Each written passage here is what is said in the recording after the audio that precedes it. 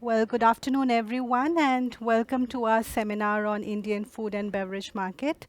A little introduction on myself before we proceed. My name is Grace Nathaniel, and I'm working as project manager with Enterprise Estonia to support export development in the Indian region. Now, during my past few years of work at AIS, I get this a lot from my colleagues as well as from the companies here that India has such a rich food history. You have such diverse flavors across your country. Then why do you think that our products, our Estonian products, would appeal to the Indian mass or Indian consumers? So, well, what you need to understand is that when I'm saying India, we're talking about 28 different states. And each of these states have its own distinctive food habits. We're talking about different levels of economic classes. We're talking about different tiers of cities. So what you need to ask yourself is who exactly do you want to reach out in India?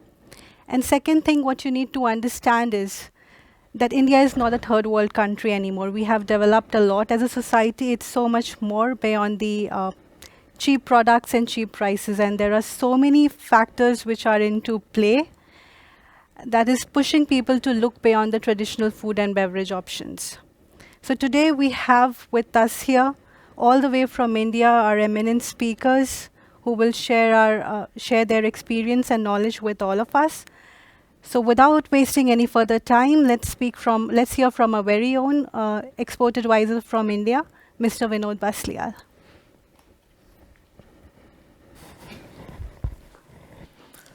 Thank you, Grace. Thank you for the lovely introduction. First of all, ladies and gentlemen, distinguished Indian speakers, our audience who are connected virtually to us, a very warm welcome from India. Rightly said by Grace that we have a lot of opportunities. We are the world's now number one nation in population, and with it comes a lot of varieties and distinguished opportunities. I guess today's congregation is to make you familiarize with the scopes and opportunities. And our job is to familiarize you with those opportunities. But I think not rightly said from the micro perspectives, which our speakers will do. I will just try to give a glimpse of Estonia exports. Estonia exports to India has seen a consistent rise in last 4 years.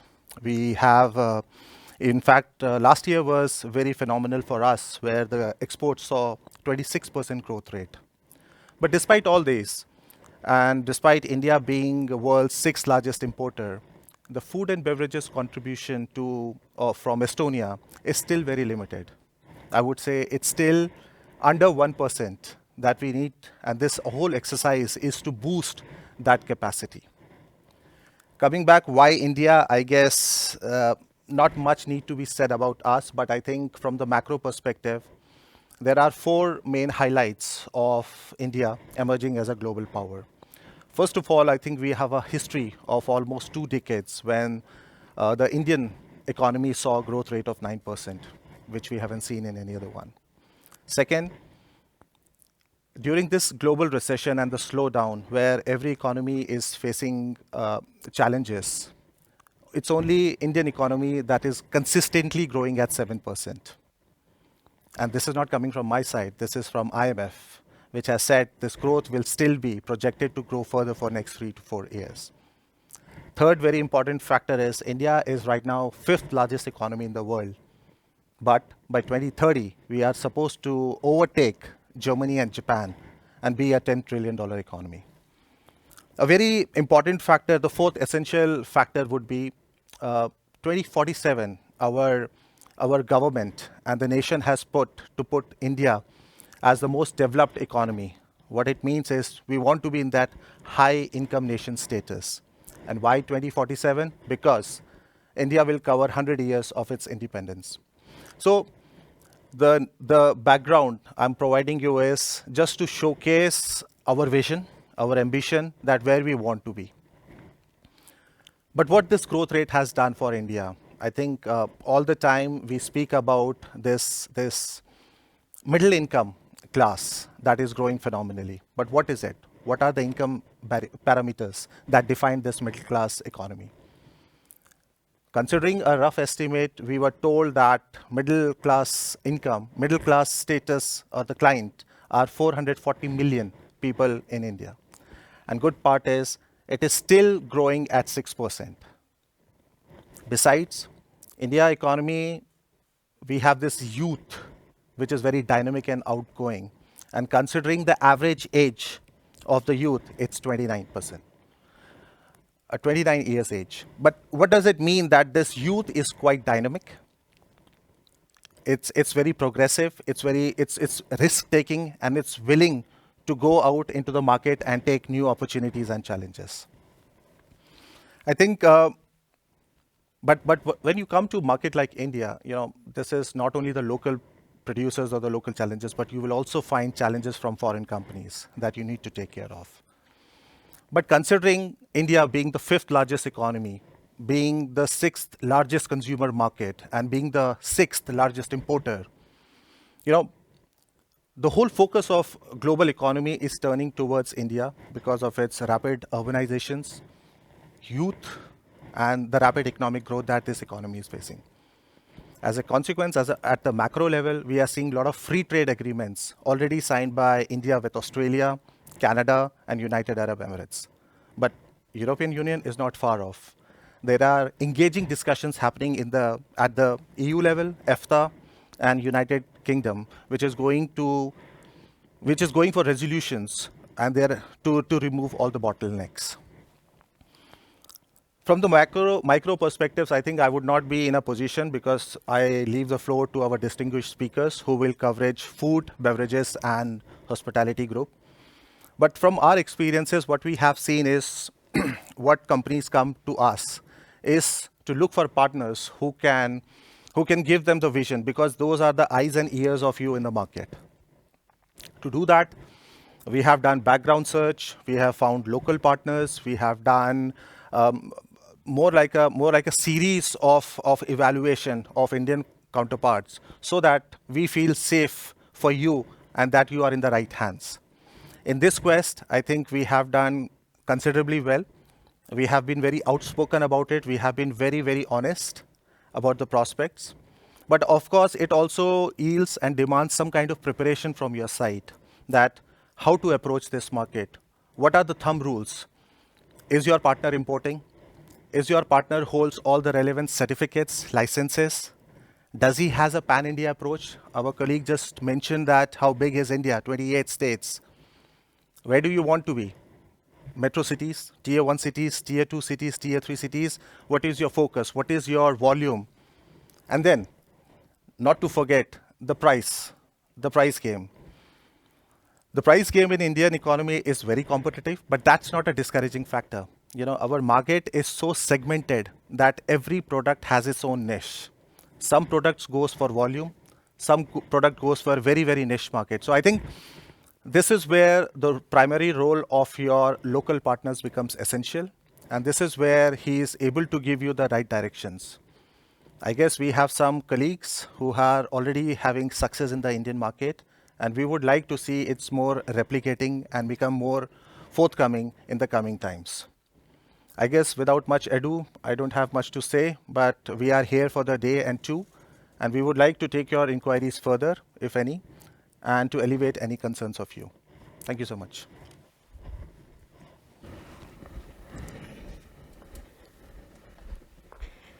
So thank you, Vinod. Now we move on to our next speaker. Mr. Ankur Chawla is here with us, and he'll speak on the beverages. Mr. Chawla has been working as the Director of Beverages at JW Marriott, and today he is leading two of his own ventures, which is Scope Beverage and another one, it's Responsible Water. So over to you, Mr. Chawla.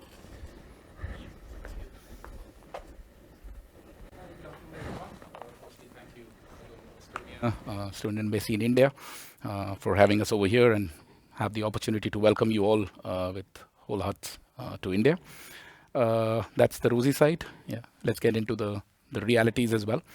As Grace rightly mentioned, I'll quickly introduce myself so that the relevance becomes better, and then we take it from there. I'm Ankur Chawla. I used to work for hotels for the longest time. I started my career with the Taj Hotels in India, which is one of the most relevant groups since almost 100 plus years in India. It's got about 100 plus hotels in India. Majorly worked in the food and beverage segment, and then my last job was director of beverages for Marriott Hotels, where I was managing the Marriott Hotels and representing India in Asia Pacific. Today, I have a couple of ventures. I'll quickly brief you through that, and then we take it from there. Scope Bev is basically a consulting company where we majorly work with 4 different areas. We work very closely with hotels, restaurants, and bars.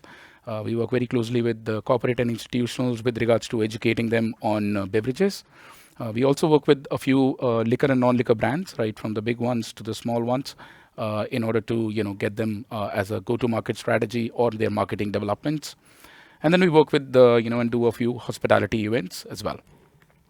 That is something that I started after quitting my job. This is one of my dream projects. We have a small little mineral water or a spring water plant in the north of India, and we're the first ones to do water in a can in order to eradicate plastic and move towards sustainability. So for today's presentation, those are the kind of topics that we'll be covering. We'll give you a bit of market overview, a bit of understanding of the Indian landscape. Like we discussed, it's about the entire paraphernalia, about the entire pan country. A bit of price and regularity landscape. We'll of course talk a little bit about growth and barriers, and then we move on to the future outlooks, finally concluding it with a bit of summary. And then of course we'll be open to question and answers, which I'll be happy to answer right now or later on as and when we go forward. Talking about the overall scenario, well, the industry size is decently big in India, particularly alcohol, which is about 52 billion. The growth rate is at about 7.5% on an average. Different reports obviously are plus minus, but that's what I could get.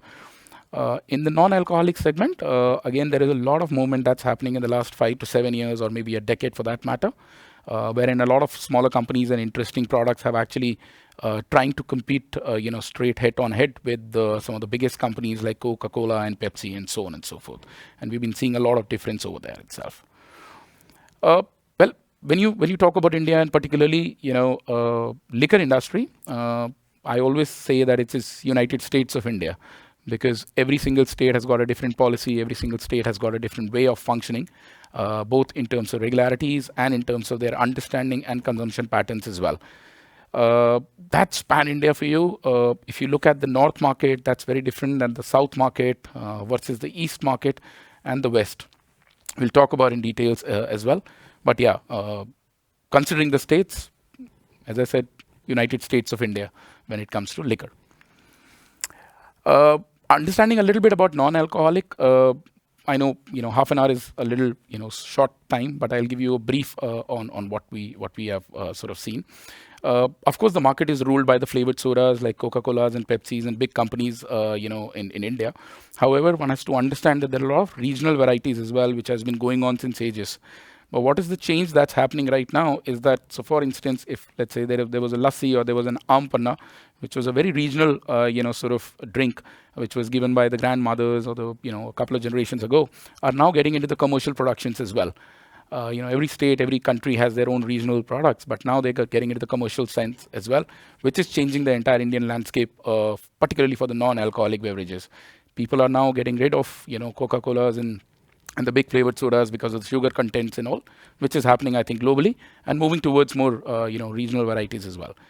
And the third, major change that I really see happening in the, non-alcoholic space is a lot of these small craft regional brands getting popular. Now, they might not be available pan-India, like I think, Mr. Vinod also mentioned very clearly earlier, that one has to be very clear in what you're looking for and what is the kind of market that you're looking for. So there are brands which are very much specific to a certain part of India or a certain audience in India. It could be, brands from India or brands from the world, but, your segmentation is something that is, very crucial from the day when you start stepping foot in India. Alcohol, we are the top, whiskey drinking nation in the world. Yeah, we can have a drink in the evening, but we drink a lot of whiskey. Yeah, spirits pretty much is about 85 to 90% consumption in India. But now, of lately, a lot of wines and a lot of beers are also getting popular. But when you talk about numbers, it is primarily spirits consumption state as we speak. And then there is a small portion which has got the other craft beverages as well, which are getting popular in India as well. Again, as I said, it is United States of India. I'll again come back to you. So one has to understand, though it is 1.3, 1.4 billion people, but the people who drink or consume alcohol is a particular percentage of that particular number. Yeah. So if I give you a little insight, 20 years ago it might not be very good if you were, let's say, opening a bottle of wine or a whiskey on a dinner table with your family. Yeah. Today it's changing a lot. Liquor was considered to be a taboo for a longest point of time. Today, things are changing, things are evolving, and today the wine bottle is coming on the dinner tables as well. But if you see the legal drinking age, it's different in different part of the country. Some states are 18, then there is 21, then there is 23, 25, and there are a couple of states which are illegal as well, which do not have which are called dry states. Yeah. As I said, in terms of the consumption, pretty much almost 10% of India consumes alcohol. Now you can also look at the number, which is big, but there is a lot of mass consumption as well of the mass brands, which are very very well priced, or which are very price sensitive in their own way. Talking about Indian landscape in terms of the companies, I think big six companies are still ruling the charts, which is what's happening globally as well. So right from a Diageo, which has also done a partnership with USL, which is one of the biggest companies in India, to a Pernod Ricard, to a Bacardi, to Louis Vuitton, Moet Hennessy as a company, William Grant & Sons, Beam Suntory. Now those are the companies which have got the majority of share when it comes to the premium segment of alcohol in the BIO or imported segment. But there are a lot of importers and a lot of distributors who are now getting a lot of craft brands in India. Now, craft is something which is getting really, really popular. As I said, liquor from the the back shelves are now coming into the front foot. So a cool element in the liquor space is something that is now coming in as well, with the entire food and beverage getting developed. Just to give you a perspective, these are some of the most interesting brands right now as we speak, or most trending brands as we speak. Another thing that one needs to understand is that though there is a lot of international competition, earlier Indian brands in India were not considered to be really good, or people were not really ready to pay the price because it was Indian or a local product, and people were more on the lines of getting into an imported product, considering that as premium. But now a lot of Indian companies have really come back, and they are coming out with these brands which are, if not competitively, but also highly priced than their competitions, which are getting imported as well. So for example, Bira, I think in the last 10 years, where it has grown from where it was, it is phenomenal as a growth. Some of Indian single malts have been making a lot of noise globally when a couple of brands are really taking over and getting the best single malt in the world kind of awards as well, with some of the best awards from Scotland or globally in a blind tasting. Greater Than is another gin which has done really, really well in the mass segment. Smoke vodka, and I'll tell you, most of these brands are also getting exported, where the majority of the money is coming from. So it's not only the consumption in India, but also the Indian brands going global and kind of competing with the international brands as well. Well, in terms of the price estimates, one has to understand that India is a very price sensitive market. So when you come to India, there are different segments that I had sort of tried to make, which is popular, prestige, and premium. The prices are in INR, and we can sort of convert over here as well. But the majority of the volumes are driven in the popular stage, or in the in the basic stage. There is definitely a big amount of market for premium brands as well, which is what we are looking for. And a lot of premium brands are getting imported in India, getting some really good popularity. But it takes time for one to really get into that popular segment and establish a brand in India. It will, if let's say thumb rule says that if you get out of one place and go to exports in another country, let's say the ROI or a break even comes in 1 to 2 years, India might take 3 years. I'm just being as honest as possible. But yeah, in terms of the stronger growth, in terms of once you're established over there, the numbers I think is then not a problem. But it usually takes a little longer than usual, in a global scenario, if I may. So those are the kind of price brackets that I wanted to give it to you. Again, in India, particularly, what I really seen is that there is an on-trade and there is an off-trade. On-trade would majorly encompass the entire hospitality segment. So be it restaurants, hotels, bars, cafes. And there is a decently good amount of consumption that happens over there. Particularly for imported products, it is very important to be on the right on-trade outlets in order to get the right kind of brand image or the right kind of liquid to lips, as we say, scenario, which eventually drives the entire off-trade, which is the retail segment. Now, again, the volumes are there in the retail segment, but if you're coming to India, please make sure that your on-trade presence is one of the most important things, because that's where we really get educated as consumers in India when it comes to a new alcohol or a new brand for that matter. So for your brand introductions, you have to be very careful on what kind of on-trade outlets are you getting into. Like you mentioned, are you going to the the tier 1 states, tier 2 states, metros, non-metros, and so on and so forth, because every state there is an investment. The brand registration fees, or before you even start the business, there is a decently good amount of investment in every particular state. Considering the kind of numbers or the kind of business that you're looking at, I would highly suggest that if you come to India, go for the state, try and understand what is the kind of investment that you're looking for, what is the kind of ROI that you're looking for eventually, and then you can take a better decision on which states do you want to get into initially. And it is absolutely fine for you not to be everywhere, but to be strategically starting with, let's say, 3, 4, 5 states, and then eventually moving on and growing your business. Yeah, that's the kind of on-trade versus off-trade sort of consumption patterns as of now in India for the premium brands. Well, there are different business models in different states in India. We can, of course, dive deeper in it, but I will just give you a little, brief on this. So the first model is, the distributor model, wherein the company comes, you will give it to the distributor in India, and that distributor will directly get into the retail space. That's the kind of model which was, which will, let's say, go in a few states like Goa, Maharashtra, and so on and so forth. Then there is the corporation model. In the corporation model, depending on the state, the importer is the company which will give it to the corporation. Now, the corporation is owned or kind of controlled by the government. Now, that government will further give it to the retail. In that kind of space, you do not have much of a freedom to play around, because the government is, the one who's buying and putting on the shelf, and the entire atmosphere is controlled by the government.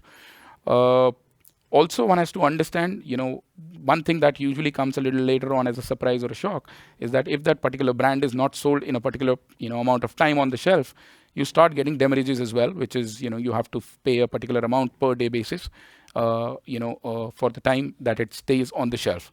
So be very careful, of that as well. So Karnataka is one of the markets that kind of controls it. But the good thing over here is that payments is not an issue. As and when the stuff goes, whatever the payment time is, you automatically will get, the money back. Then, of course, there is a wholesale model wherein the company gives it to the wholesaler, and then wholesaler further gives it to the retail, which is pretty much the private sector. Again, places like Haryana is one of the really big places where it happens, and those are the kind of places where the brand showcase in the retail space is big. Now, I will show you a few, in the later slides, a few, shops, images of Haryana, and those are beautiful looking shops, and I think it's really evolving well, and those are the kind of shelves that you want to be in the retail space. Yeah. Again, as I said, it is a very price, sensitive market. Keeping that in mind, the amount of, let's say FOB or the price that you give it to the importer or a distributor, there are a lot of, further additions to that particular price before it reaches to the shelf. On an average, I remember, a couple of years ago, we used to say it is 1:7. So if there is something over here at a €1, the retail price of, that particular brand on an average would be about 6 to 7 euros as a retail thing in India. And that is where I say it is, very well, very price sensitive when it comes to the effective price of that particular bottle. This is a kind of cost card that we usually make. Would be happy to share it later on as well with all the formulas and stuff. Now, talking less about the numbers and more about the intricacies of India, there are enough and more growth drivers, and that's the reason I say it's a market for the future. It might take time, but it is definitely one of the areas that you would want to invest in for the long run. Some of the growth drivers, as gentlemen already mentioned about the young population. We have the young population, and I think this is the population which is usually consuming alcohol in the evenings over a glass of of wine or let's say a couple of spirits. And the showcase of wine and spirits in India, particularly at your home bars, is something which is really increasing well. The last drink has become the next conversation, if I may. Yeah. Women in workforce is also happening a lot. Again, 10, 15, 20 years ago, I might not be sitting with my wife having a drink with my dad. But today I can easily do that and discuss about the new flavors of vodka getting launched in India, which was not the case 20 years ago for that matter. People were like, when I was working in the hotel, when I just started my career, people would ask for a glass of red or a white. They would not know about the grape or the place that it's coming from. Or they might have a perception that a French wine is better, but let's say a New World wine is not as good. But today people are getting into the vintages. They know about their grapes. They know what they want for that matter. Middle class is growing really, really well, as he rightly mentioned, and those are the people that you want to really target. So there is a premium segment, there is a mass segment, and there is something called as a mass premium. I think that's the space you can actually target, and that's which is growing the fastest, and the disposable incomes are really good now. So I think people are ready to sort of spend money over there as well. And that's bringing me to the next point, increasing the disposable incomes. People are ready to spend. Try and understand that let's say my grandfather was a generation who would want to save a lot. My father is the one who's actually built the house. I am the one who's earning and spending the money. And that's pretty much happening across India, particularly in the middle class or upper middle class sort of segment. So I'm the one who needs to be targeted for that matter right now. Yeah. As I said earlier, it was a taboo. Not anymore. People are ready, openly talking about alcohol. It's definitely there in most of the weddings. It is there on the banqueting or the outdoor area or the social events in India is very big when it comes to the consumption. Biggest brands which used to say, no, I'm a brand, which will only be in the finest bars in the country, have started focusing on the wedding industry. And that's big. Like if I tell you the numbers, it's insane. But on an average, we were discussing today or yesterday for that matter, there are about 5 lakh weddings that happen in 2 days. So, and all these wedding sizes is anywhere between, 400-500 people to about 1,500 people. And people spend money and they save for their life for the weddings. So that's another big area, for one to get into. And some of the biggest malls and some of the biggest, scotches around the world are getting, offered in these fancy weddings. So that's a big area that one needs to, kind of target as well. There is a decently good amount of education with regards to wines, beverages. Overall, there are, my friends have been, sommeliers. We have a small little group wherein, they are traveling across the world. But now is the time when the hotels have started understanding about the relevance of a sommelier in a hotel or a beverage manager in a hotel. And now you would see a lot of those kind of people, coming into the hotel. So there's a lot of education in that space. Also, India, I think Indians have been, traveling a lot now. So the global exposure has been really, really outstanding. So when they come back to a hotel and they want a particular brand which they sort of saw somewhere in the world, I think the exposure is really good. So if you want to introduce something new, might take a little longer. There might be a little more education that is required, but it is, much more relevant in today's time than, let's say, it was 10 years ago. Alcohol consumption is growing in a big way per capita, if I really see. There was a time when people used to drink to get high, but today they want to get exposed to the kind of flavors that it has. Like I was talking about the gin revolution that's happening globally, but in India, literally, when I say that, I'm not joking. Literally every second month, I get to know a new brand of gin that's coming in India. We did a beverage program for a Fairmont hotel in India. That particular list has almost 32 brands of gins as a list in India. You're doing a Pro Wine in India a couple of days ago. So last 2 days, I was in Pro Wine in India. There were almost 27 brands of tequilas which were showcasing, which are new, which are coming in India right now. So there is a good amount of global annual consumption that's really growing well.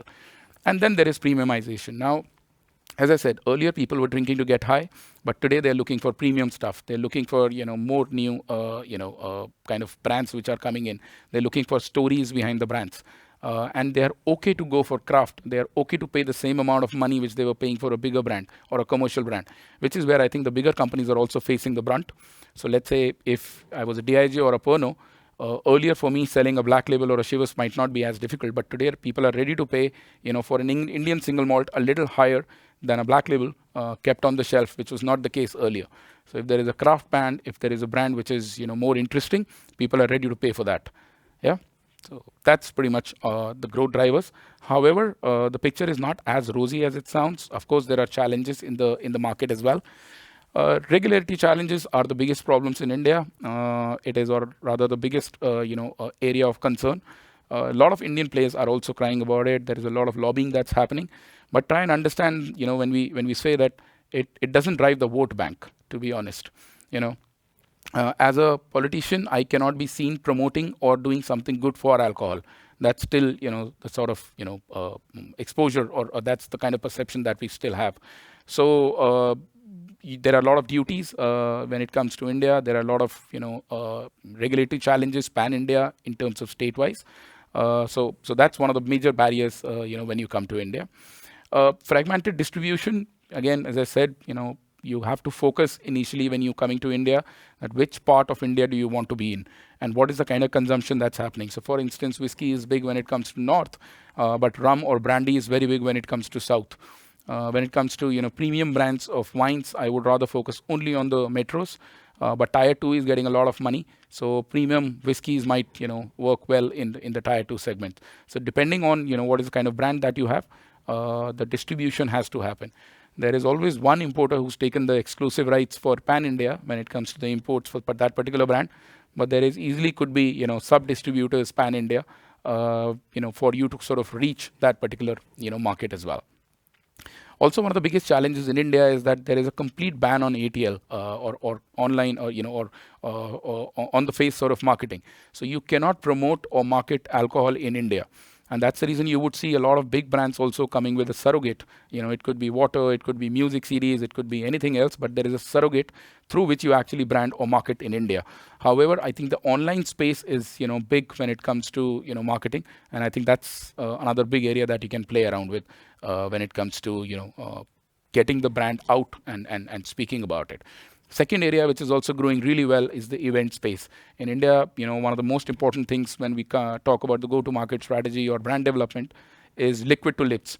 And that can happen only when you are present in some of the biggest liquor, non-liquor events. It could be a music show or it could be a cocktail festival. And those are getting, really, really relevant for, even the big or the small brands to be showcased for that matter. Big opportunities as well, as I said, alcohol segment, I think premiumization, product diversification, and the international market exposure is something that is big. So there is a big opportunity in the alcohol segment, going forward. But as I said, you have to be careful of the regularities and you have to be very sure of what you want to do and where do you want to be. In the non-alcoholic segment, I think there's a lot of innovation happening on that side as well. Particularly, towards the sustainability, which again is a global thing.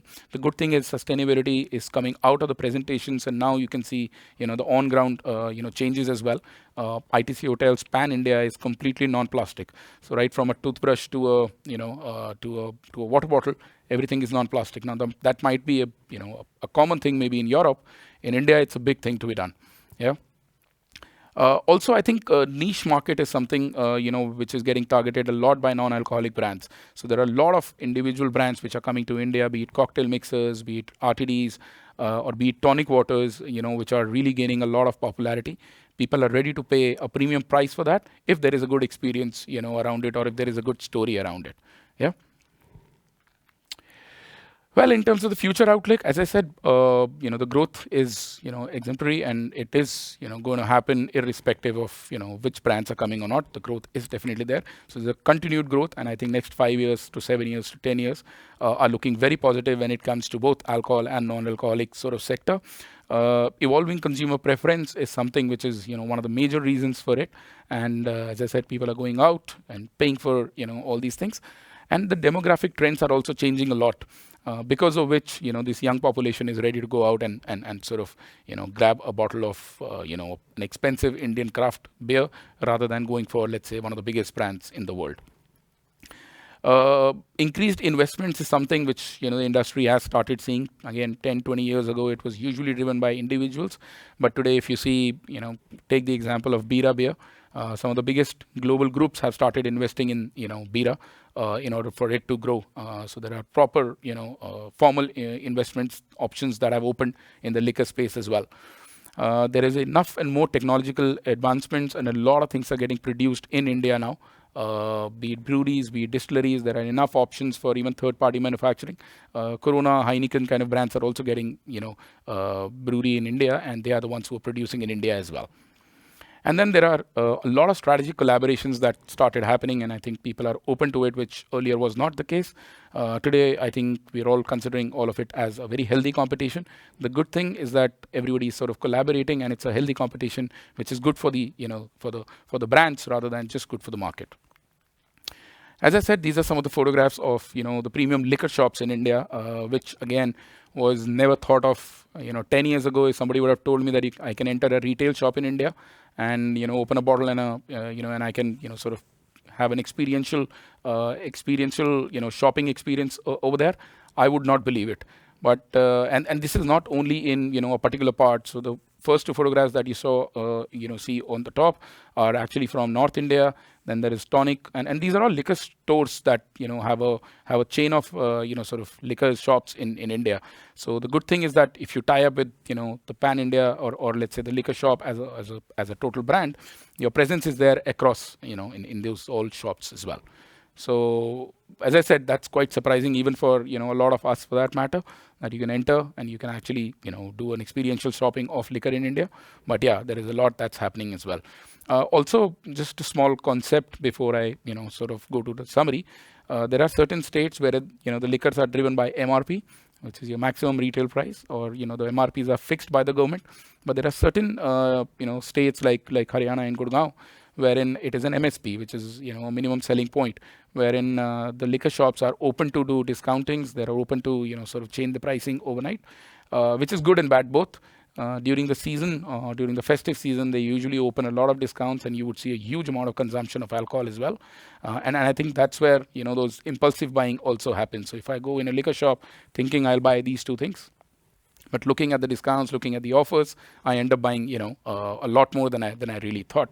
Another insight that I'll give you, I was speaking to my friend who works for Delhi Duty Free in airport. He was saying that they have started comparing the prices of Delhi Duty Free versus Gurgaon prices or Haryana prices, purely because it's become so competitive. Again, which is sort of unheard of or unthought of maybe a few years ago. So there is a lot of exposure and a lot of development that's happening in that space as well. Yeah. Summary, I would just say that there is a decently good amount of growth that we are looking for. A lot of liquor brands are now targeting or focusing India as a big market, purely because of the dynamics changing, purely because of all the factors or the growth factors that I mentioned. However, as I said, please be very careful of understanding the rules, reading the dotted lines before you come to India. And if you're coming to India, do not expect 1, 2, 3 years, things will change a lot. It will take time, but it'll be a good growth for the next 5 to 10 years for that matter. Yeah. That's about me. Happy to answer any questions, any queries.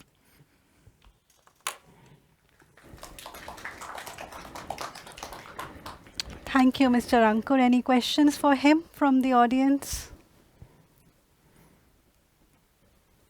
Ankur, I have a question. Ankur, can you share some insights on the alcohol content for the market and what are the regulations regarding this? Sure. Because a lot of time we have seen exporters from our part that who are very keen, but sometimes the alcohol content is a major point of contention that they have. So again, United States of India. A couple of states actually allow alcohol percentage to be a little higher, a little lower. But in India, spirits are usually at 42.8% volume. Anything above that, there are different rules and regulations and exceptions that one needs to take care of. But 42.8 is the barrier that you would want to sort of restrict yourself to. The other category is usually beers and wines. Anything below 5% is a premium beer. Or anything above 5 to 8 as a category or as a subdivision is called strong beer. Anything above 8 gets into the category of wines. Unfortunately, all of this entire alcohol segment gets or attracts a similar amount of taxes, irrespective of the percentage of alcohol. A lot of lobbying, a lot of things are going on, wherein we are trying to pursue the government and say that ideally a wine or a beer should be less in terms of the taxations, because your alcohol percentage is much lesser than a bottle of whiskey or a spirit, but it is pretty much the same. So 42.8 is what I would want you to sort of restrict yourself when it comes to alcohol. Goa is one of the places wherein they make a lot of single batches or the seasonal variations or limited editions, where they have a couple of whiskeys which have even gone to 52 to 56%. But it becomes a big challenge for you to get into any other state for that matter. So I want you to restrict to 42.8 in spirits, 5 to 8 maximum in terms of beer, premium beers under 5%. And also, I think globally there is a big phenomena that's happening about the low alcohol or no alcohol beverages. We saw a lot of brands coming in India, hasn't really performed really well when it comes to no alcohol.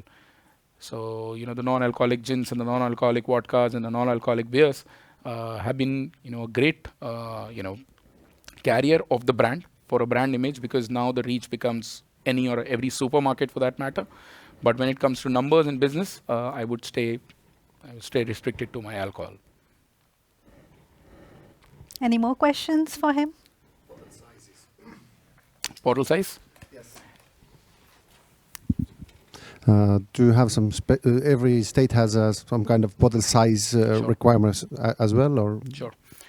Usually, there is no restriction as such, but usually you would see a 750 ml bottle for a spirit, a 330 or a 500 ml bottle or a can of beer. Usually the 1 liter bottles or 100 ml, 1000 ml bottles are done for the duty free. Because the calculation and a case usually has about 12 bottles, so a 9 liter case. That's how the standardization and calculation happens pan-India. But we were working very closely with this vodka brand from Slovakia, which had 70 CL, 700 ml, which is also doing well right now. But the next production that's coming in India is 750 ml as well. So I would request you to keep it as standardized and as this thing possible, because that's how majorly the calculations happen.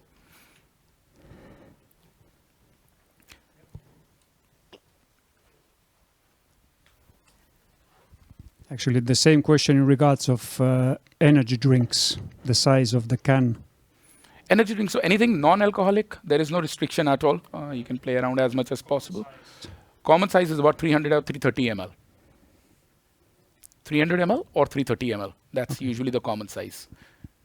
Also, another thing that I tell you, what Coke and Pepsi did very smartly was that usually in India, when you do a retail, you cannot sell it above the retail price, even if you are a hotel or a restaurant. But now, what these guys have done is they've taken out one institutional pricing for an SKU, which is 330 ml, and one 300 ml with other pricing as well. So your 300 ml is, let's say, 50 rupees a can, which is going across in the retail. But for some institution, you can increase the price to 100 or 150 rupees for a 330 ml. Because usually institutions wants to, get more profit margins in the middle. Thank you. Any more questions from the audience? That's about it. All right then. Perfect. So ready to, and looking forward to see a lot of brands from Estonia and India now. Yeah. Cool. Thank you. Thank you very much. Thank you very much. So now we move on to our next speaker, Mr. Kushank Wadhwa. He will be talking about the gourmet food. So Mr. Wadhwa takes care of the import and sales of gourmet food at one of the leading import houses in India. That is RP Gourmet Food India Private Limited. Mr. Wadhwa, please. Grace? Hey, about me. My name is Kushank. I work for a company which is RP Gourmet Foods, and the company is about almost 15 years in the industry, but the directors, Mr. Pankaj Singhal and Mr. Ramesh Wadhwa, they are a lot older than the company was established in. They have been importing and distributing dairy products, but mainly cheeses, and we import cheese from all across Europe. Major countries being UK. We were getting hard cheese from Italy, and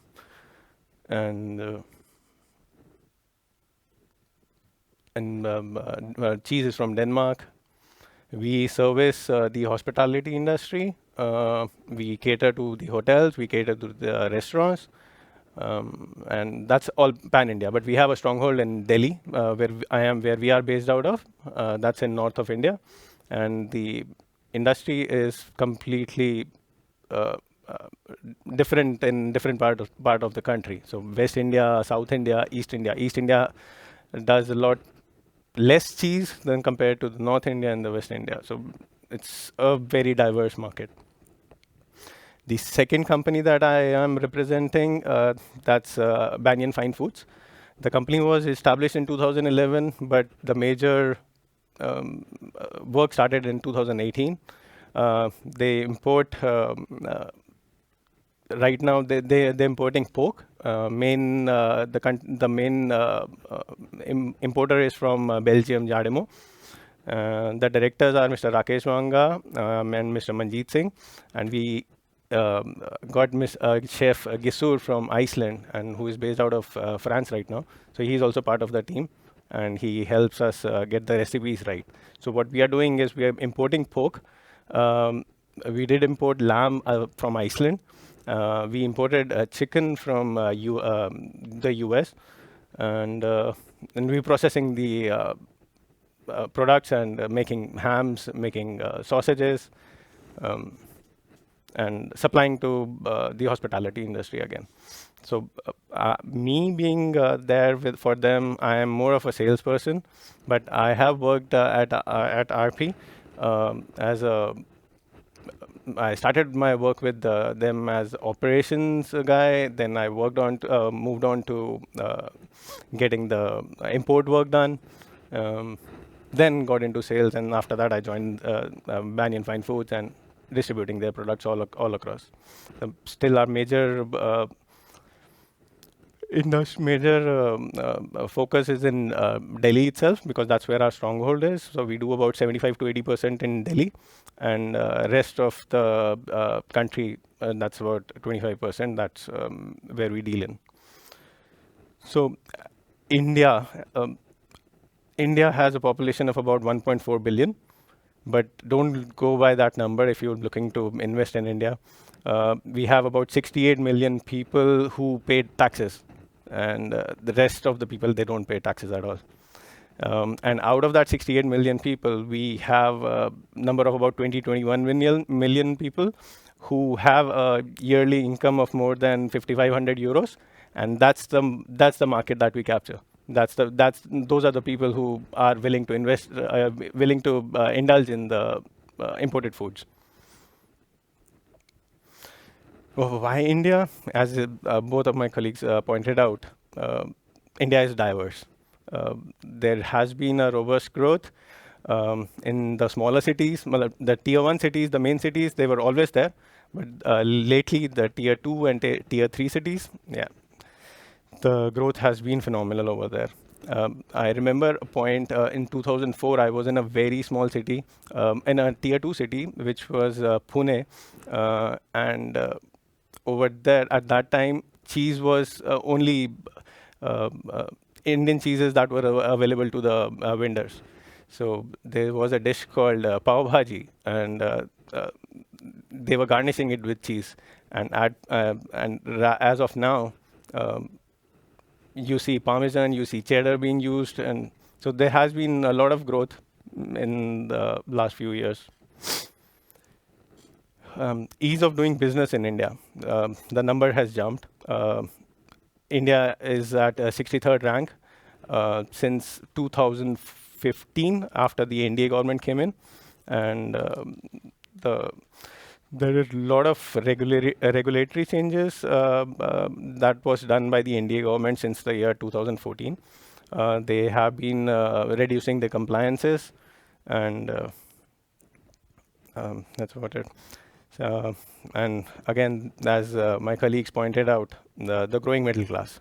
The median age is 28.2 years. That's young. So people are ready to make changes in them. The incomes are rising, and they have a greater exposure to the Western lifestyle. And there is a shift in the consumer spending. And people are trying out new things, people are trying out new foods, and there are a mix of the fusion. There's a mix in our cuisine. For example, there's a restaurant which is in the top 10 of Indian accent, and they are fusing the food, making a duck naan or getting a burrata salad, burrata chaat. So that's something different that they are trying. And then again, there's a sharp increase in packaged meals. People don't have work. People have a lot of work and they don't have time to cook. So everyone is getting into packaged meals now. I'm focusing on the Indian dairy right now.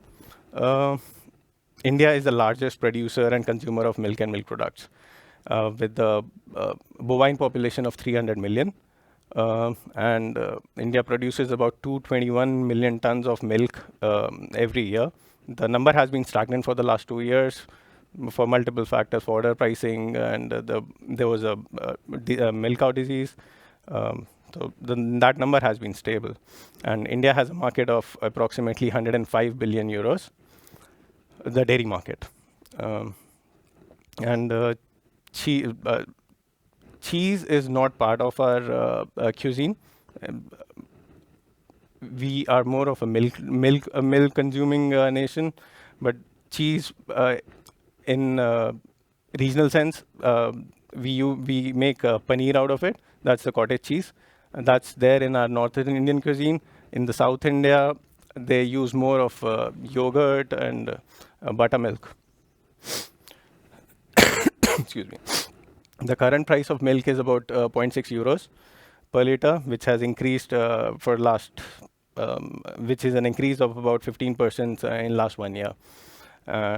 But seeing the numbers, the 105 billion dairy market, the cheese import is very negligible. It's only about 17.8 million euros. The meat industry. I'm focusing on pork right now because that's what we are doing. India doesn't allow import of beef or buff products. We do salmon, and lamb is majorly coming in from New Zealand. Pork, that's the consumption is about 292,000 tons annually, and the majority of that is Indian pork. And the North Indian states, they consume more pork because North India and West India, they're more the population is mixed, so there is a regional food differences over there. India imported about only 524 tons of pork, and we got pork majorly from Belgium and Italy. The government authorities, the two government authorities that deal in food products. One is the Ministry of Animal Husbandry and Dairying, and the other is FSSAI, Food Safety and Standards Authority of India. The Ministry of Animal Husbandry, they basically are the initial point for any import process. We are supposed to apply for a permit, which is called a sanitary import permit, mentioning the HSN codes and the quantities that we are importing. Once that is done, they give us a validity of 3 months. In that period, we have to get the product produced, get the health certificate done, and the product should reach India within those 3 months. FSAI comes into the part where they require a registration with the registration of the manufacturing plant with them. They require documentation for every shipment, which is I'll come to the documentation part later on. And after all the testing and everything is done, they provide the NOC. These are the import costs involved. First is the sea transportation. Insurance is there. The custom duty on cheese and pork is about 30% basic and plus 10%, which is 33%. That's the final one. We have custom clearing charges, and then we have inland transportation from the coast to our warehouse in Delhi. major port of use is used is Nhava Sheva, which is in western part of the country. So our landed pricing usually comes out to about 50 to 60% of the ex-works price, with all these import costs involved. So this was the documentation that I was talking about, which is required for every single shipment. The first being the invoices, the packing list, health certificate. That is something that has been challenged by the government. They have been they recently bought in a new health certificate, which was a challenge for all the European countries to cater to. They put in a lot of restrictions, but eventually everything is working out. Every country is now getting ready to get the new health certificate. Then we require the certificate of origin. It has to be from the country that it is being imported from. Certificate of analysis. For cheese, we cannot import anything that has an animal in it. It has to be non-animal in it. So, and that's a challenge for us, because finding a vendor with veg rennet, that's very tough for us, because almost 90% of the cheese in the world are with the non-animal, with the animal rennet.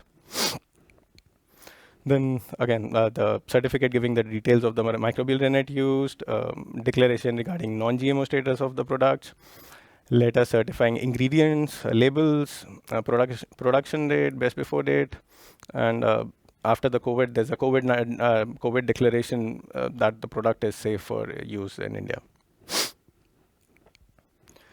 The label requirement. This is one label that the product that we are importing. This is coming from Greece by the brand, by the company Hellenic Dairies under the Olympus brand. This is the label is for feta. So just I've mentioned all the required label, the details that are required in the label. The ingredients, that's the label has to be in English. Ingredients, the producer name, the origin of the country, nutritional value, and there's a RDA value that has been that is a new thing that the FSA has asked us to get it on the label.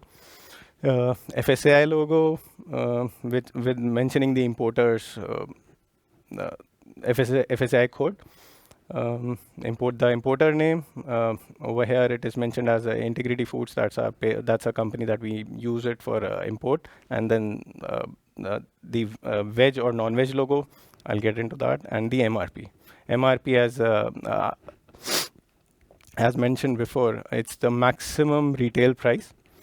That would include all our cost involved. So I've given an example. Suppose a product that's worth €1 with ex-works price and the landed cost at with all the margins involved. So the final product comes out at about 3.5 to €4. This is the logo. The FSI bought in an arbitrary rule. They got the logos for veg and non-veg products, and there's a recent one in December last year, where they introduced the vegan symbol also. So the green dot inside the box, that's for vegetarian, and the triangle is for the non-vegetarian one. Coming to some big groups that have come up in India, the Lactalis Group, that's the #1 dairy company of France.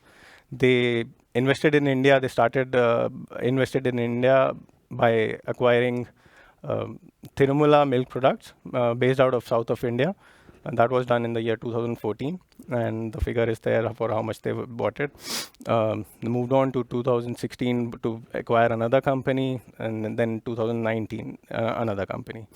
Currently, they are getting their brands. They are manufacturing everything in India now, and getting the and then doing a turnover of about 500 millions. That was in the year 2021. Similarly, Savencia has been there in India. The Savencia is again the second biggest dairy company of France. They have done similar investment in India. They have a manufacturing plant over there, and they provide to all the retail sector. They provide to the restaurants. They provide all that. All everything is manufactured over there. And similarly, Fonterra came up in India and with their anchor brand, and they did a tie-up with the Future Group, and they have their products in India. So I think that's about it for me. So any question and answers?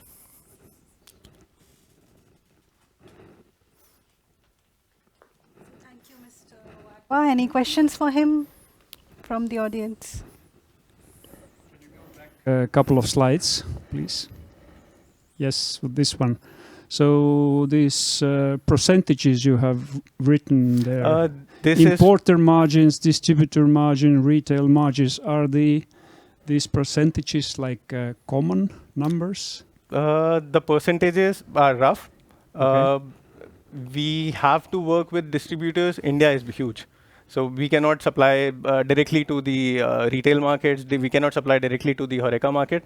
We have to consider the distributors in different part of countries. We have to supply to them. The percentages are rough, but they do have the transportation cost of sending the material over there. That's different. So that's the basic rough percentages that I have kept it over here.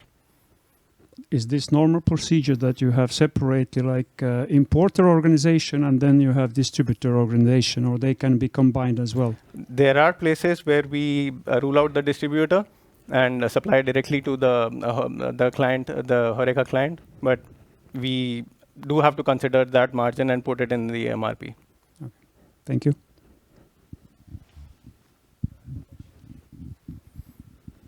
Thank you, Mr. Wadhwa. I guess from the Estonian exporters perspective, I would like to ask, what are the barriers? Because you said about FSI, it's more arbitrary. You said sanitary import permits.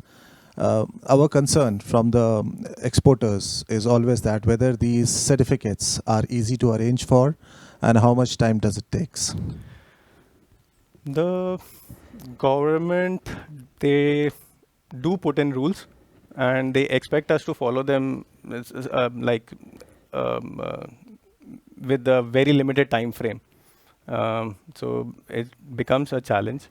The new health certificate that I mentioned before, government introduced that in the month of last year, around October or November, and they wanted that health certificate to be introduced to be valid after December. And that was not possible. Our group, there's a forum by the name of FIFI. So they helped talk to the government and extended the new health certificate till December of this year. So the government brings in changes very frequently. That's a challenge, but we get that done quickly.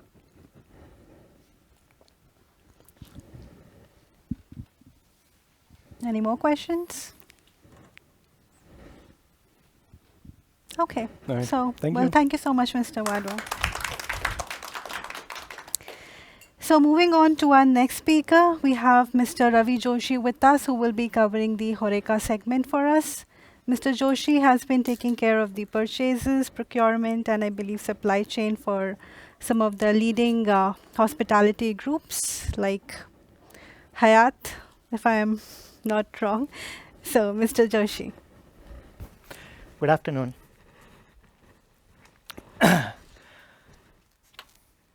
Thank you for the water. Sorry. So let me introduce myself. I'm Ravi Joshi. I started my career from hotel industry. I worked with many local in the sense standalone property, international property. I worked in Australia, that is cruise line, and currently I'm associated with a luxury brand that is DLF in hospitality. So before starting my presentation, I want to share a scenario, a feedback from my corporate chef. So my corporate chef, corporate executive chef, I should say, he's from Australia. He shared me a feedback that one of our guests has asked him that we should have a range of cutlery, crockery for a luxury segment, and we should be standing a unique portfolio for this thing. So we considered this thing. We have spoken to the management, and we approached to a luxury brand that is Rosenthal, and we spent around 65,000 euro to get this on board. We took 3 months to for the production, to import, and to organize all these crockery in India, and that is for a single restaurant. Why I am sharing this feedback to you, to emphasize this thing, that now the trend in India has been changed. People are now thinking about more luxury, and my colleagues has, gentleman Mr. Wadhwa, Mr. Chawla has shared that the segments are the youngsters having age 28 to 30, because they are now have the potential to spend more money. The grandfathers, they have earned money, now they are spending it. Because they are earning it, they are spending it. So to start my presentation, the growth of foreign trends in India HoReCa market. I'll not put the challenges, because we will change the challenges into opportunities. First, we will discuss the overview of the Indian HoReCa. What is Indian HoReCa? The overview, the graphics, the figures. We will discuss the opportunities, of course, the challenges, the case study, and the successful story of international brands in India. And finally, we will see the recommendation, the summary, summarize all the things, and then question answers. See, the overview, if you see what is HoReCa. HoReCa segment divided into 3 parts. First is hotels, second is restaurant, and third is catering. So if you go for India is a diverse market and country. You will see hotels and restaurants and catering. Hotels and accommodation started from from luxury to selective services. Similar goes for restaurant as well. In restaurant, you will see street food. You will see multi-cuisine restaurant, international cuisine restaurant, a restaurant who caters only regional culture. Third is catering. Catering now is a good business in India, because there's a lot of weddings is happening, big weddings, lots of social gatherings happening, and the youngsters wants a different cuisine, international cuisine over there. And this is if a foreign interest wants to invest in India, he should consider, or she should consider, the company should consider this segment as well. Some overview you'll see, then first I'll discuss the culinary diversity, because and the regional variants. Being the diverse country, they have different unique flavors, different ingredients they are getting on board. They have different cooking style, and these styles changes as per the states. If you go to north, you will see more street food. You will see more Mughlai food. You go to south, you will see dosa, idli. That is more their traditional food. Street food culture is very popular in India. People like to have street food over there, and most of the people loves to have this street food like kebab, shawarma, like this. So the dining formats now different dining formats in India we have. You will see the restaurant for in Kerala. If you'll go to Kerala, they have South Indian based restaurant. In Hyderabad, they have their own cuisine. In Delhi, they have their own Mughal cuisine over there. And the market has changed now, the traditional and the modern market. So it is not only the old school market is coming or old tradition is coming. Now the modern technology is coming. The modern technology, I want to say that people are coming with the international cuisine. People are coming with the European cuisine over there. And the youngsters want it. The specialty restaurant I have spoken.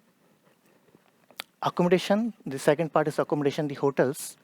You will see the spectrum from the luxury hotels to the select service hotel, to budgeted hotel, to the boutique hotels. I have worked all three kind of hotels, so I know the experience. I can share the experience for all these hotels. And the event catering, one who wants to invest in India, they need to consider this part as well.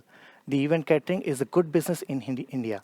People are having gathering about 1,500 to 2,000 people, and the youngsters are the main who's getting participate in these gathering. They need an international cuisine over there because they are traveling abroad, and they are getting all the experience from there. Innovation and fusion also, because they need new things, they want new things. This is some graphics, the growth potential in India for HoReCa market. If you'll see the figures, HoReCa segment having 70 billion USD annually in India. That is 7% GOP of total over India. And if you'll see the graph, you'll see 5.19%. The growth is from 2017 to 2022. Please understand, in this period, this COVID has gone, has impacted industry, but still the growth is around 5%, which is very tremendous. And now, if you'll go to the figures more, it will increase from 2022 to 2029 will be 10%, which is a good figure. The Forbes India has said that the food and the beverage experience, and they are, now is not only not only common. It's people want unique things. People want luxury segment. They want luxury cuisine. They want international cuisine to come overboard to experience them. That is a good opportunity for foreign entrants to invest.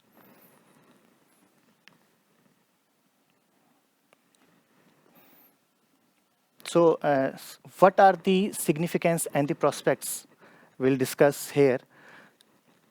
First of all, international cuisine and culinary diversity. See, once a foreign culinary comes in India, they will bring more cuisines over there. They will come with the diversity, which will help and which is in demand. So the concept is like this. Once there is demand, there should be a supply. That will be a beneficial business in books.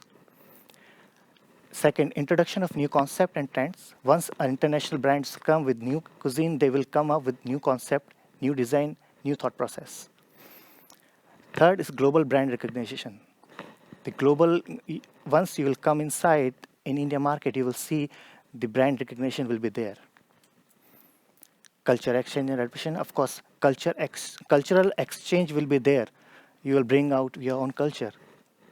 Similarly, you need to tie up with you should be in line with Indian culture as well to have this potential growth. Technology adaptation. Now everything is online. You need to order something. You have an application, Bolt. You can order from that. In India also, now the technology is coming in such a way that you can order from your phone from different apps. Similarly, in India, in restaurant, in hotels, they are also adopting new technologies. Economic impact. Once the foreign entrants will come, they will give the more empowerment. They will give more chances to have the taxes, more growth in the revenue. Tourism growth. now the tourism growth in India has been increasing. You have seen that there is a summit which was happened, G20 summit in India. Next going to happen in Brazil, and after that, South Africa. This G20 has put a big effort for the tourism, and which is a good thing for international cuisine to invest in India. Technology adaptation, which I have discussed.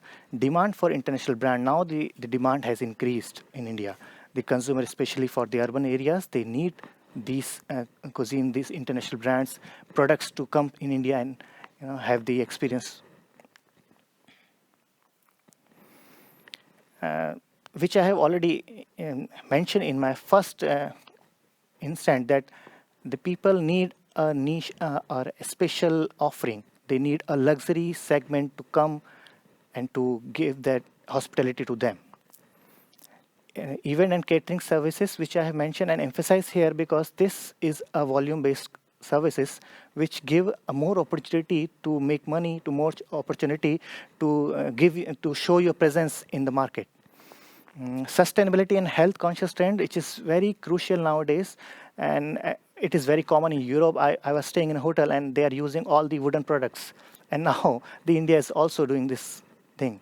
Mr. Chawla, gentleman, has introduced his own product that is responsible water, the water in cane, which is a pioneer in India. He started this, and this is also a sustainable sustainability approach. And government initiative. See, we will discuss the challenges, but here I want to mention this: the government is always in support, Indian government, to have this kind of thing. The international entrants come inside India and to invest here. So what is why we see there is a demand? That's the reason I have asked. Once there is demand, we should put the investment. So there is a demand of international cuisine and unique offering. So because of the urbanization, people are moving more to the city. They have more spending power. They want to spend more. They have less time, but they are spending more. Global travel influence, because people are traveling nowadays. They have experienced these cuisines, these services, these products, and now they want all these things in India as well. Exclusive services, people want luxury services, unique services. Innovation, they want new things to become with the new fusion. Special ingredients, they need, what should I would say like this, they need a product which is exotic, which is coming from the source, which is coming from particular city, particular country, particular area. Chef's table, it is a concept, I think it's common in nowadays. Here, the chefs customize a menu for a particular guest, particular group of people, and it could be any kind of menu. It could be a cuisine of European cuisine, it could be a Chinese cuisine, it could be any cuisine. He can continental. And corporate events, which I have told, and I'm still putting this pressure that this. Again, in mentioning over here, that corporate events, something which always should be considered.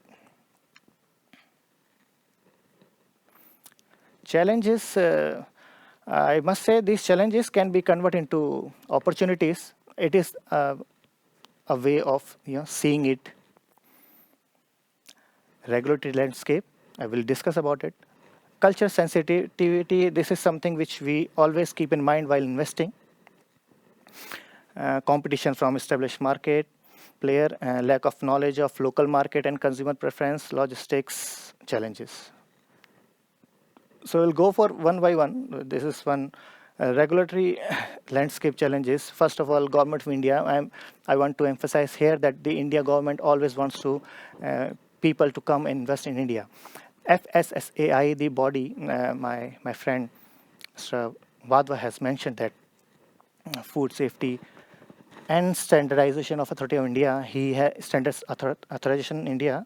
This is something which is not very difficult to get. You need to have help from a local or a person who is established in India to tie up with you. You can apply online for this certificate. You can get it. although you need to you need to follow the process correctly, and it is very easy to get it. FDI is something, foreign direct investment. There is a summit which was happened in September 23, and international companies has been participated in that summit, and our Honorable Prime Minister has put this emphasis that we should have more FDI in India. So if you'll see the figures, this 58% of FDI has been done from last 7 years only, and this graph is going to be high in future. See, the most of the countries who has put FDI equity, starting from Singapore, Mauritius, US, Netherlands, and Japan. See, licensing and permits, which is another example for documentation, is for HoReCa sector you need a few. First, I have mentioned FSSAI. There is another licensing which Mr. Wadhwa has covered up, like health certificate, certificate of analysis, like this, which is once you are importing or exporting something, you need to tie up with the local body, local distributor or company. CHA is available, the customer clear agent is there, and they help you out with all the documentation, which usually very easy for foreign entrants to enter in India. Taxation, before there was a number of taxation in food. Now government has put this initiative, and now only one taxation is there, that is GST, goods service tax. So this is all for all in India. All states, they covered all in one tax, which is a good initiative and which is very helpful for the foreign trades to come up. Culture sensitivity, which is something we should always consider, and it is not only for India, it is for everywhere. Any country you are going to spend, you need to understand this point also. See, while making any menu, while putting the ingredients, we need to consider the demand of the local people.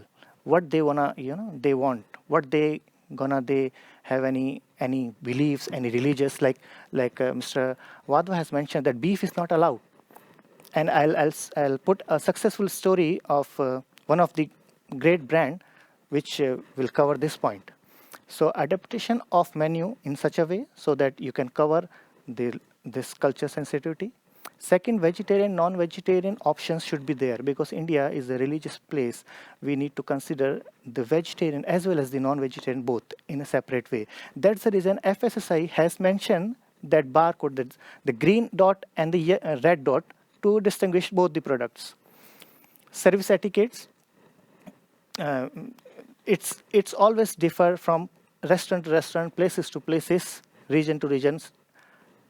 Celebrating local festivals. This is a good opportunity to have the investment, to make money, to produce, to invest the product. Understanding culture diversity, because being a diverse country, we always consider this point. Language consideration. See, once you have English is a very common common language in India, and we can, once you'll speak in English, it's very easy to cover up these things. But still, if you have a local, tie-up with a local distributor, it is very easy to communicate in their local language, which is very helpful.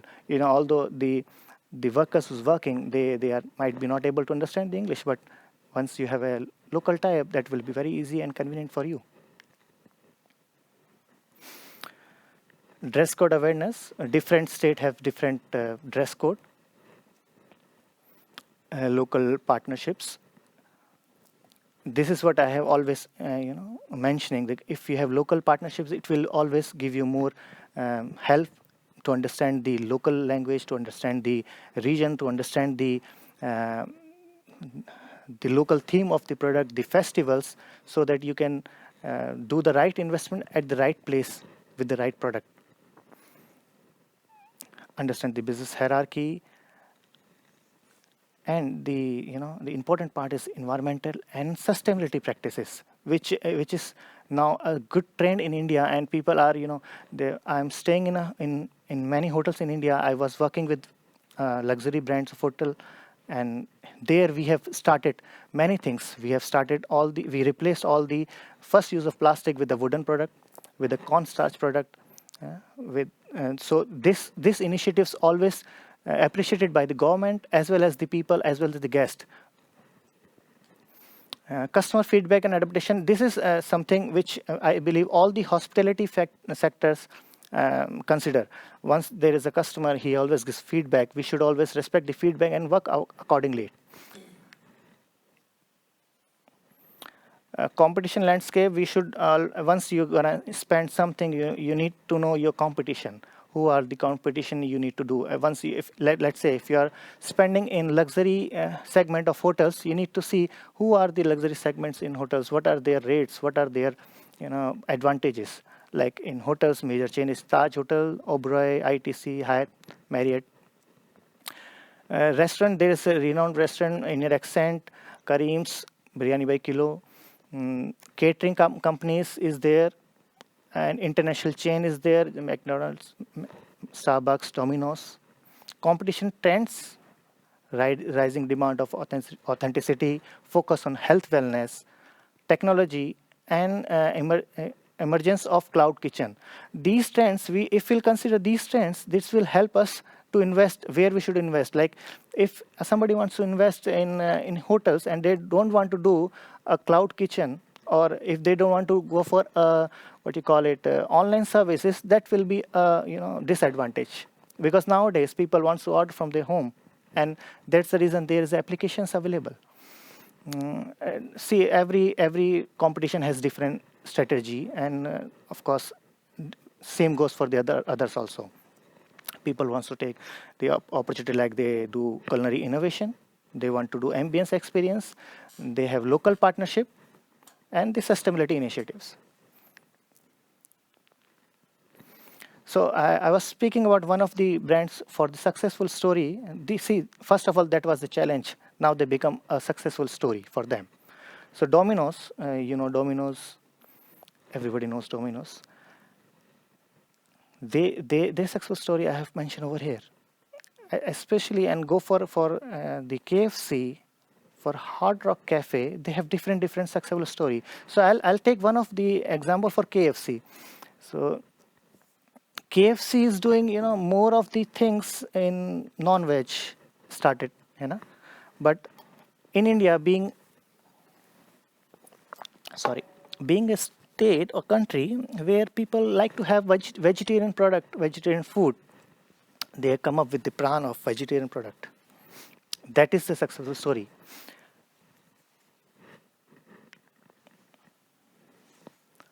Kellogg's, Kellogg's cereals, breakfast cereals. India, Kellogg started in India, and they have not, being very successful, because in India, people used to have a heavy meal during the breakfast, and Kellogg's is coming with light food.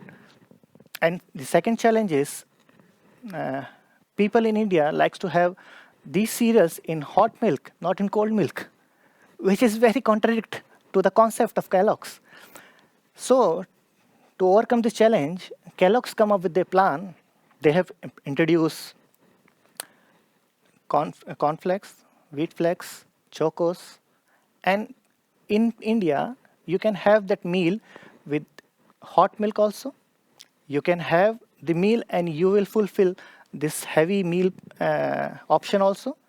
So this challenge which they have faced, it becomes the opportunity for them.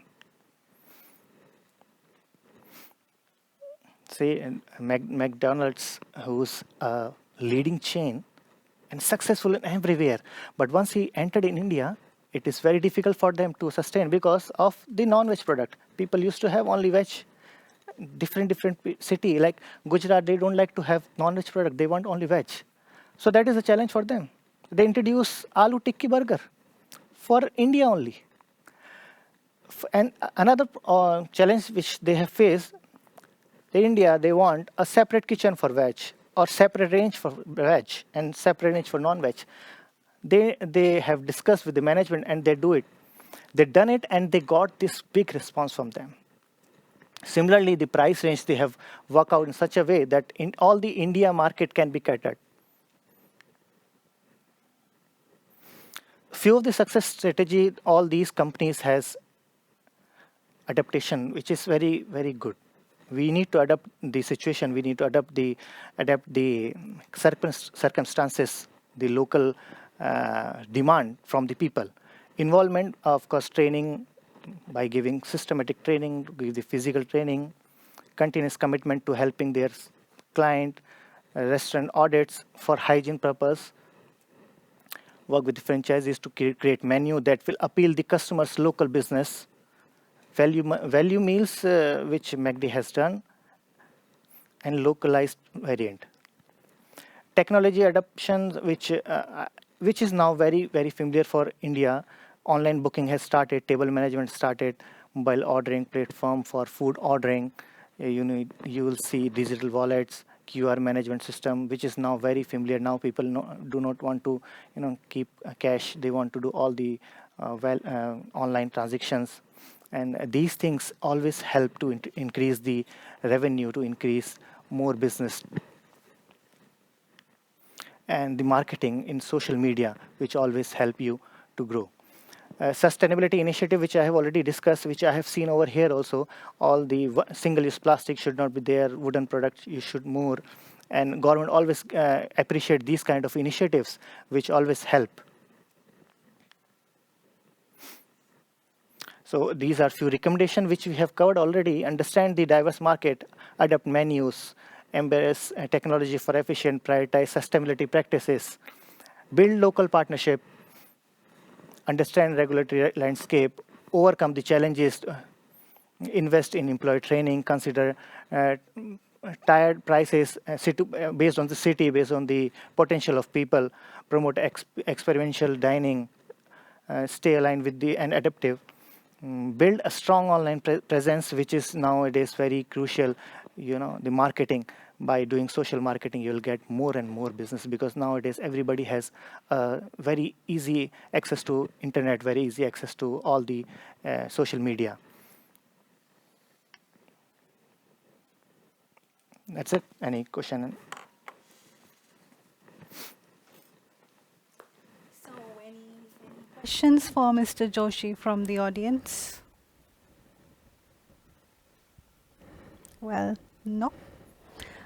Okay, but then we missed one thing which I would please go ahead. Like to say over here. See, once, and thank you very much, Grace. She was very kind enough to tell us the weather is minus 10 degrees Celsius. I'm from Delhi, staying in Delhi, and the temperature is minimum is 10 to 15 degrees Celsius over there. So once she told me that, see, the temperature is minus 10, so it's very, very, first of all, I react like this, oh my God, should I cannot survive in such temperature. But thing which I believe that, yes, I'll do it. That's okay, we'll do it. And that is something which makes me, to end up here. And the belief inside me give me the power that I feel that this temperature is normal. You need to believe it, the temperature is normal. So what I want to say that you should believe it, that this is going to happen, then it will happen. If you believe it, that if by entering in India will give you more opportunity to work, and then it will happen. That belief should be inside you. Thank you. Thanks. Take care. Thank you very much, Mr. Joshi. We missed a question from our web audience, and the question was for Mr. Wadhwa. If you would like to come here, because...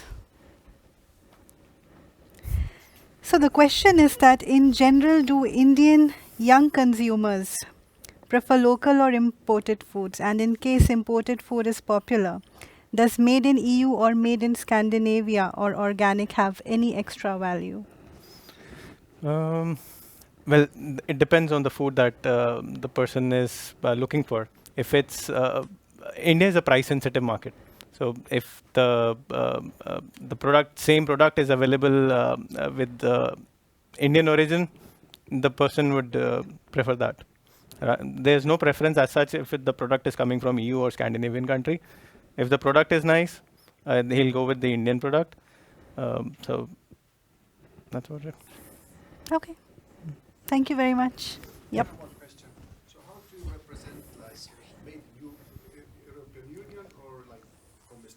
So, because I guess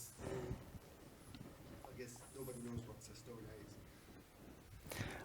is. My question is how to represent the products from Estonia as a product from European Union or from Estonia. So because I guess nobody knows what Estonia is. So if Estonia has a specific product that is available in the country, then to market that product in India, that is challenging. But once the product is set over there, yeah, it's good to go. But I was like thinking, it's like cheddar is specifically from UK, and we marketed it in such a way, the chefs wanted it that way. So at present, we are doing about 200 tons of cheddar. We are importing 200 tons of cheddar ourselves every year. So depends on the popularity of the product. I mean, like in the liquor business, you say it's gin from Europe, so you don't like specifically say it's from Estonia, I guess. Yeah. So that's a bit of a challenge to differentiate the product if it's from EU or Estonia. Okay. In the pricing matters. If it's cheaper over here, and see, there's this company called Valio, who's they're making the hard cheese, Parmesan style cheese. And the pricing is low. So one of the competitors of ours, importer Fortune Gourmet, so they're bringing in about a container of hard cheese every month in India. So pricing matters. And also the labels. So are the labels okay only in English, or should it has to be in English? But there's only one label. There's only one label allowed on the product. You cannot have more than one label, and that has to be in English for import in India. Or in Indian? No, Indian is the language Hindi. That's not required. English is required. Okay.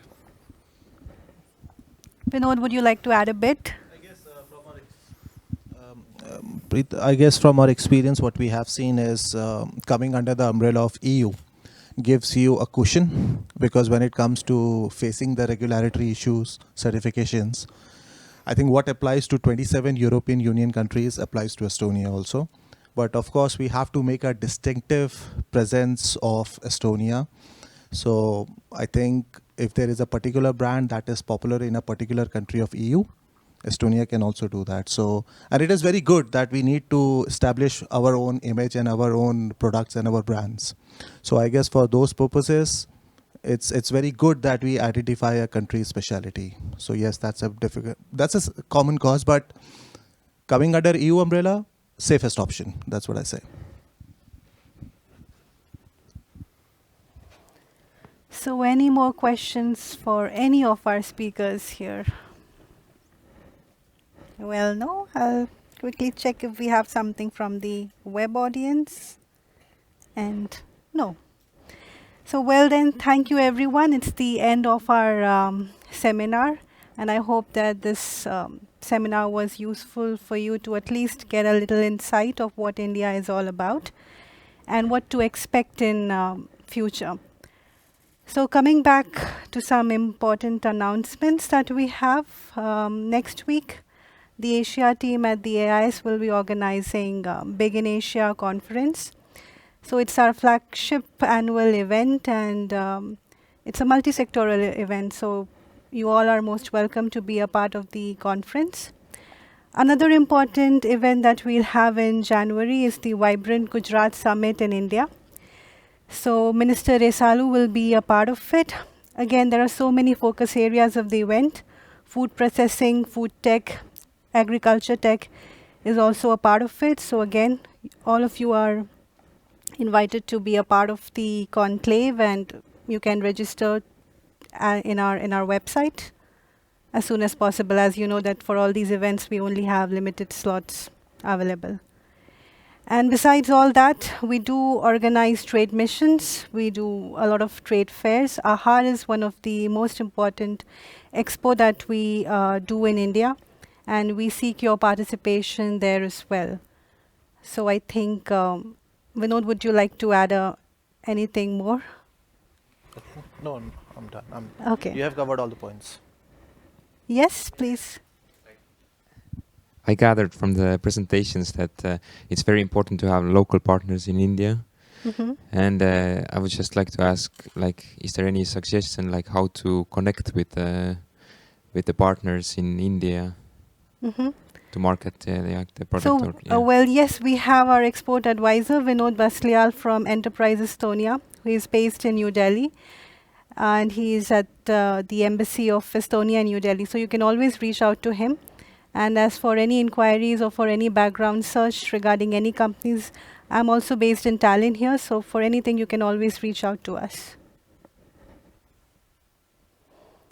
Okay, then if not, thank you very much. Once again, we have snacks outside and there we have 1 hour of networking time. So have a nice evening, everyone. Thank you.